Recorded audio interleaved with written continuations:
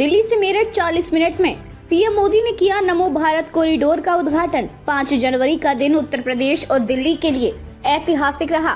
रविवार 5 जनवरी 2025 की शाम 5 बजे प्रधानमंत्री नरेंद्र मोदी ने नमो भारत कॉरिडोर के नए 13 किलोमीटर लंबे फेज का उद्घाटन किया। ये फेज दिल्ली के शाहीबाबाद से न्यू अशोक नगर तक फैला है और इस लॉन्च के साथ ही नमो भारत ट्रेनें पहली बार दिल्ली में प्रवेश कर गयी। दिल्ली मेरठ यात्रा में बड़ा बदलाव। नमो भारत कॉरिडोर के इस विस्तार से दिल्ली और मेरठ के बीच की दूरी केवल 40 मिनट में तय की जा सकेगी। पहले से चालू 42 किलोमीटर के शाहीबाबाद मेरठ दक्षिण सेक्शन में अब 13 किलोमीटर का ये नया हिस्सा जुड़ गया है, जिससे सक्रिय कॉरिडोर की कुल लंबाई 55 किलोमीटर हो गई है। इस पूरे रूट पर अब कुल 11 स्टेशन होंगे। ये कदम क्षेत्रीय कनेक्टिविटी में एक नया आयाम जोड़ने के साथ साथ यात्रियों के लिए समय और सुविधा के लिहाज से बेहद महत्वपूर्ण साबित होगा। नमो भारत की पहली अंडरग्राउंड यात्रा।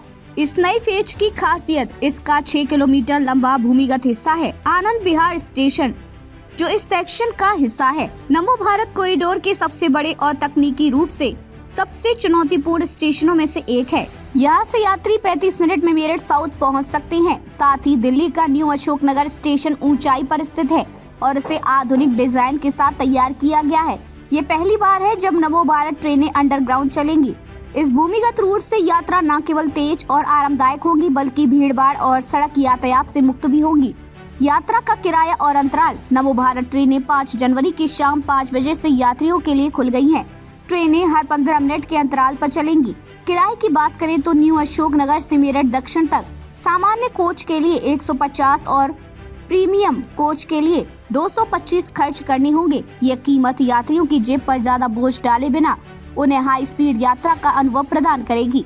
Multi modal integration. यात्री सुविधा में नया आयाम। आनंद विहार स्टेशन को मल्टी मॉडल इंटीग्रेशन के तहत तैयार किया गया है। यहाँ से यात्री मेट्रो, ISPD और रेलवे से जुड़ सकते हैं, जिससे देश के किसी भी कोने में यात्रा करना आसान हो जाएगा। स्टेशन परिसर को तकनीकी रूप से सशक्त और यात्रियों के लिए सुविधाजनक बनाने में कोई कसर नहीं छोड़ी गई है।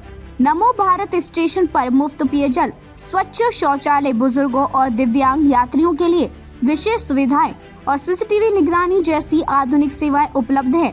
ट्रेन में भी महिलाओं, बुजुर्गों और दिव्यांग जनों के लिए सीटें आरक्षित की गई हैं। इसके अलावा हर ट्रेन में ट्रेन अटेंडेंट की सुविधा और आपातकालीन स्थिति के लिए पैनिक बटन उपलब्ध है। 50 लाख से अधिक यात्रियों को सेवा दे चुका है प्रोजेक्ट। अब तक नमो भारत ट्रेनें 50 लाख से अधिक यात्रियों को सेवाएं प्रदान कर चुकी है। न्यू अशोक नगर, सराय कालेखा और मेरठ साउथ मोदीपुरम के नए फेजों पर काम तेजी से चल रहा है।